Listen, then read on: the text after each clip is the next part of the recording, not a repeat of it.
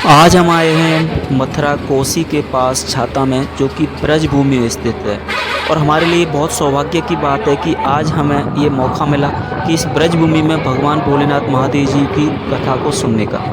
तो अब हम आ चुके हैं पार्किंग स्थान पर, जहां गाड़ियां पार्क हो रही हैं। तो सबसे पहले तो हम अपनी गाड़ी यहाँ पार्क करेंगे और अंदर एंट्री हम हो चुकी है, यानी अंदर घुस चुके हैं। और यहाँ पर हमने पार्किंग रसीद कटाने के बाद अपनी गाड़ी अंदर घुसाकर यहाँ हम देख रहे हैं कि गाड़ी हम कहाँ पार्क करें, क्योंकि गाड़ी की पार्किंग उस हिसाब से हो रही है, क्योंकि जो कि आप खाली मैदान देख रहे हो ना, ये पूरा भरने वाला है। तो गाड़ी हमने पार्क कर दी है।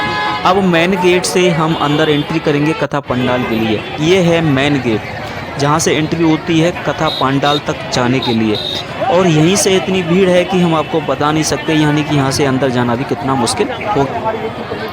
दोस्तों, आज हम आए हैं ब्रजभूमि के मथुरा के पास कोसी में स्थित छाता, जो कि कोसी से लगभग 8 से 10 किलोमीटर है।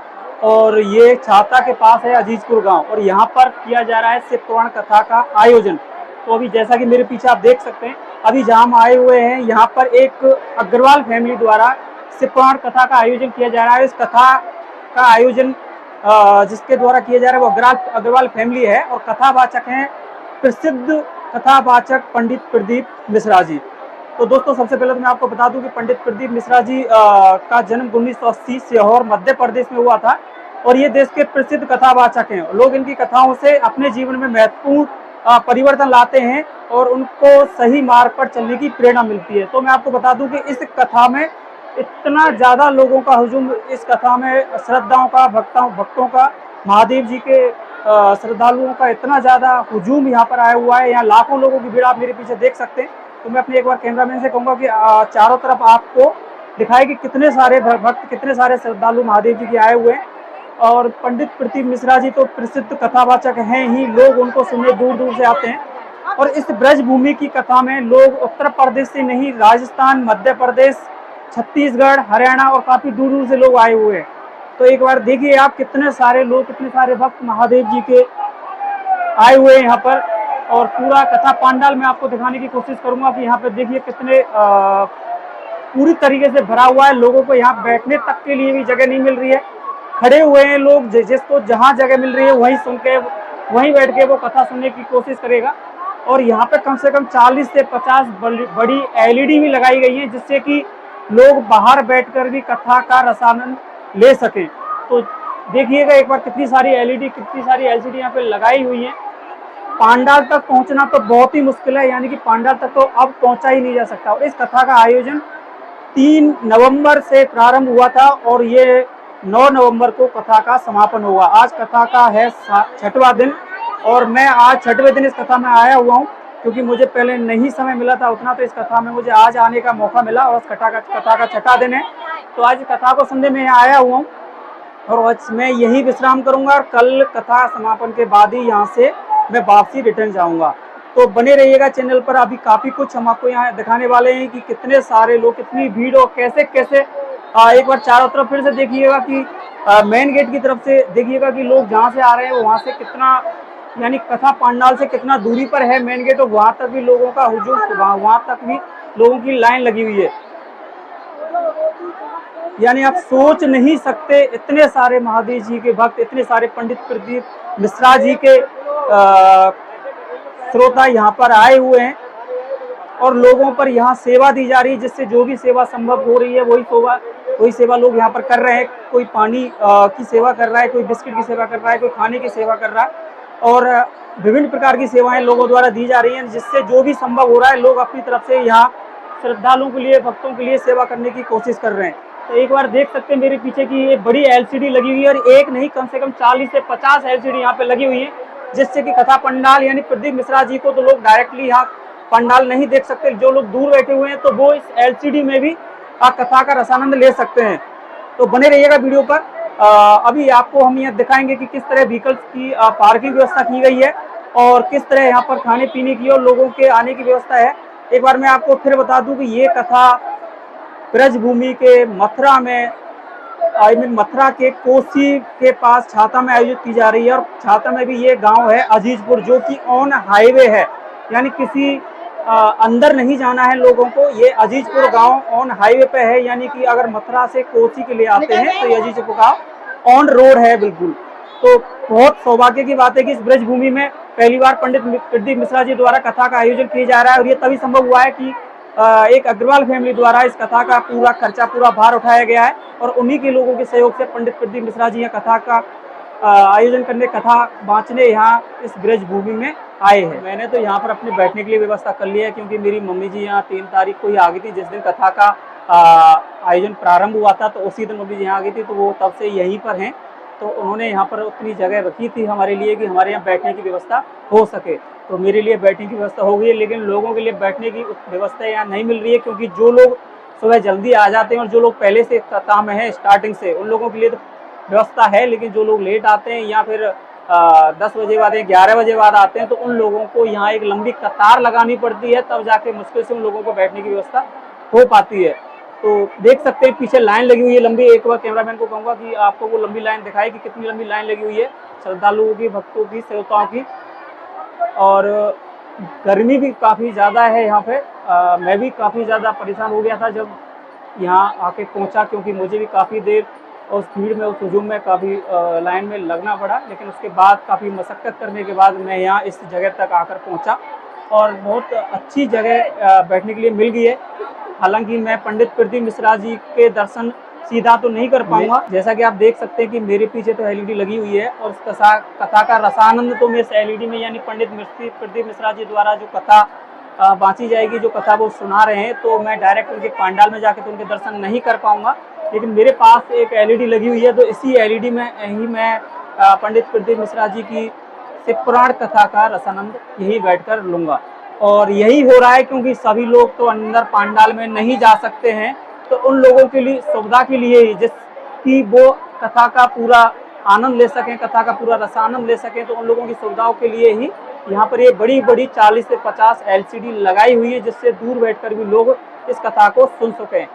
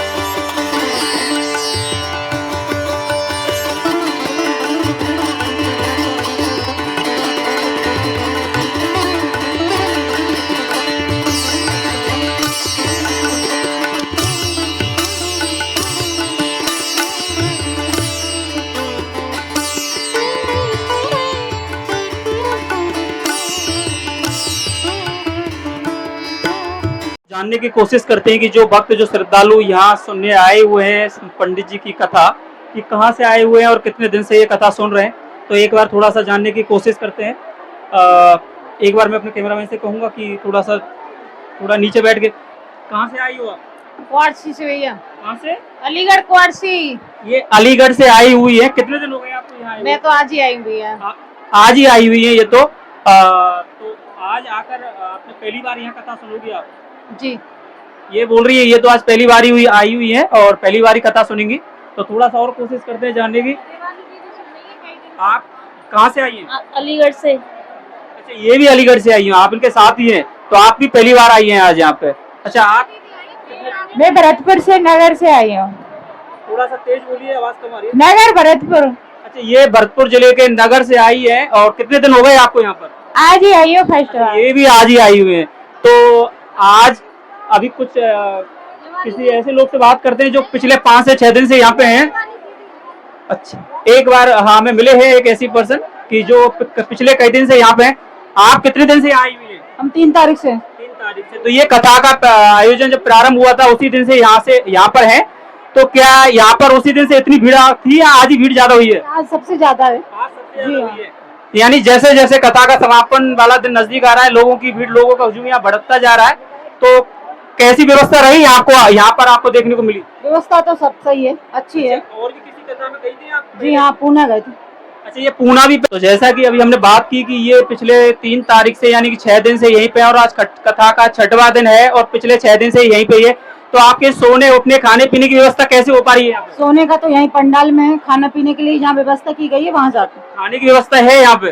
सब कुछ है, चाय नाश्ता पूरा टोटल। व्यवस्था वाली कोई बात नहीं है? जी नहीं, ऐसा कुछ नहीं हो गया था जी, पूरा है। तो ये बोल रही है नहीं, खाने पीने की भी यहाँ पे कोई ऐसी व्यवस्था नहीं है, खाना पीना भी यहाँ मिल जाता है और सोने के लिए पंडाल में यहीं पर जहाँ बैठी है यहाँ पर आराम से व्यवस्था हो जाती है सोने की।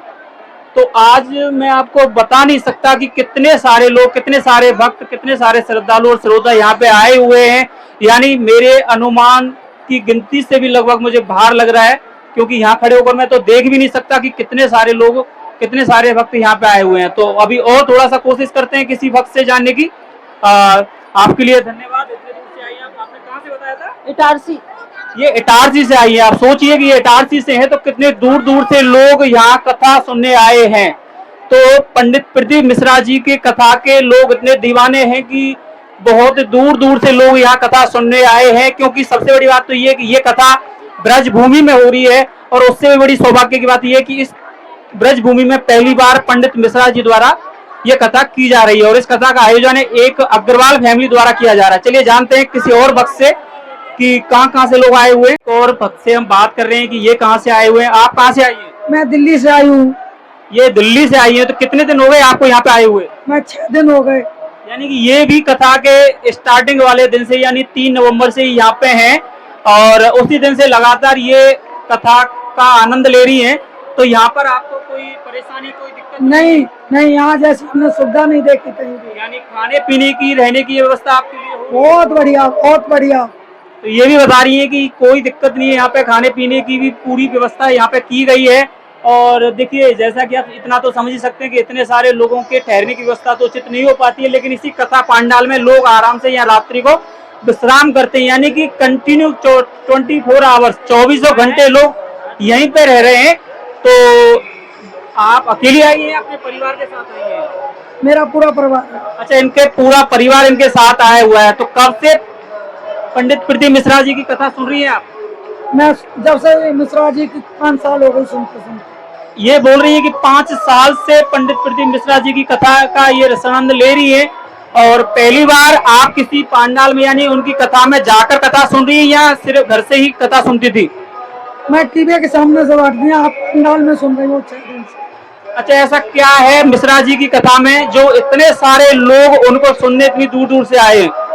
बहुत दूर दूर से आए हुए लोग। क्या है ऐसा पंडित प्रदीप मिश्रा जी में कि जो दूर दूर से लोग उनको सुनने आए हैं? कुछ ज्ञान मिलता है उनकी कथा से या सिर्फ देखने आते हैं उनको लोग? नहीं, पूरा ज्ञान मिलता है और मनोकामना पूरी होती है। लोग बाग अपनी मन्नत पूरी करने आते हैं। इनका कहना है कि पंडित जी द्वारा बताए गए उपायों से लोगों की मनोकामना पूर्ण होती है। यानी ऐसे ही लोग नहीं आए यहाँ पर, जितने भी लोग आए हुए हैं ये जानते हैं कि पंडित जी द्वारा बताए गए उपायों से उनके कार्य सिद्ध होते हैं, उनकी मनोकामना पूरी होती है। और इसीलिए इतने सारे लोग, इतने सारे भक्त, इतने सारे श्रोताओं का हुजूम यहाँ पर आया हुआ है कि एक झलक, एक दर्शन उनके एक बार हो जाए बस। लेकिन मुश्किल है यहाँ पर उनके दर्शन कर पाना, क्योंकि कथा पंडाल अंदर से पूरी तरीके से भरा हुआ है। सिर्फ LCD, ये बड़ी बड़ी LED में ही उनके दर्शन हम दूर से बैठ के कर सकते हैं। तो क्या लगता है आपको कि कितने दूर दूर से लोग यहाँ पे आए हुए होंगे? यहाँ पे हमें तो लगता है 5-6 लाख 7 लाख से कम नहीं आदमी होगा। अच्छा, कहाँ से लोग आए होंगे, क्या लगता है आपको? भाई कोई ऐसी जगह नहीं है, जो देश विदेश से सब जगह से आए हुए हैं। यानी कि इंडिया के लगभग हर कोने से लोग यहाँ आए हुए हैं जो पंडित जी की कथा सुनते हैं, जो पंडित जी को ठीक से सुनते हैं। वो दूर दूर से यहाँ लोग आए हैं इस कथा का आनंद लेने। और सबसे अच्छी बात तो ये है कि ये कथा ब्रज भूमि में आयोजित हो रही है। तो ये बड़ी सौभाग्य की बात है कि ब्रज भूमि में शिव पुराण कथा का आयोजन हो रहा है और यहाँ ब्रज भूमि के अंदर इस शिव पुराण कथा को सुनना बहुत ही सौभाग्य की बात है। तो बने रहिएगा वीडियो पर। अभी मैं और काफी कोशिश करूंगा कुछ आपको दिखाने की।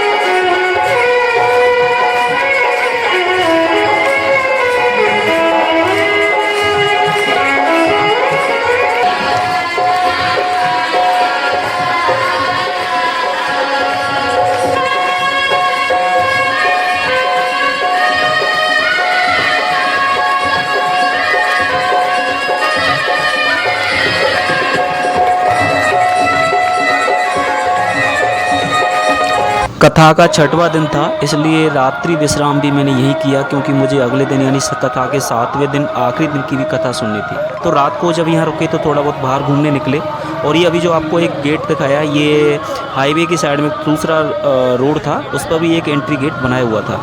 और यहाँ पर रुककर मैंने देखा कि जो भी भक्त श्रद्धालु यहाँ आए हुए थे उनको ठहरने के लिए उनको जहाँ कहीं भी व्यवस्था मिली, जैसे भी मिली, वहीं वो लोग उन लोगों ने रात्रि विश्राम किया। तो जैसा कि आप वीडियो में देख रहे हो कि किस तरह लोग रात्रि विश्राम के लिए जहाँ जिस तरह की भी जगह मिली वहीं पर उन लोगों ने रात्रि विश्राम किया। और ये लोग आराम कर रहे हैं, विश्राम कर रहे हैं। देखिए किस तरीके से सोए हुए हैं यहाँ पर। कुछ लोग भजन कीर्तन कर रहे हैं, कुछ लोग आराम कर रहे हैं। तो अगले दिन की कथा भी अगर आपको सुननी है तो वेट कीजिएगा हमारी नेक्स्ट वीडियो का, क्योंकि कथा के 7वें दिन की भी वीडियो हमने शूट की है।